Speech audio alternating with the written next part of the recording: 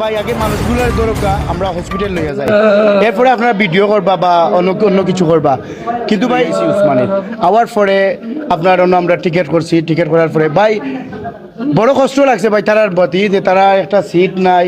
একটা ঠেলা গাড়ি নাই, ইমার্জেন্সি রুগী কইয়া চিল্লাইতে আমরা দর্শকের মিডিয়া আছেন যারা আছেন দয়া করে উসমানির দিকে একটা বার্তা খেয়াল করবা, যে বড় বড় নেতাসকল আছেন আল্লাহর বাস্তে উসমানী মেডিকেলের অবস্থা খুব পাইছি না ভাই। জি অ্যাক্সিডেন্টটা দুইটা মোটরসাইকেলে সংঘর্ষ হয়েছে, একজন আলহামদুলিল্লাহ ভালো আছেন, তার একটু জখম বেশি হয়েছে, আর বাকি তিনজনের অবস্থা আমি তারে লইয়া আইছি সিএনজি করিয়া, তার নাম আব্দুল আহাদ,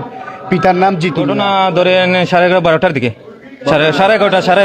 এগারোটা মেবি সাড়ে 11:30 জি না কেউ আসিল না। পরবর্তীতে ফায়ার সার্ভিস পুলিশ আসছে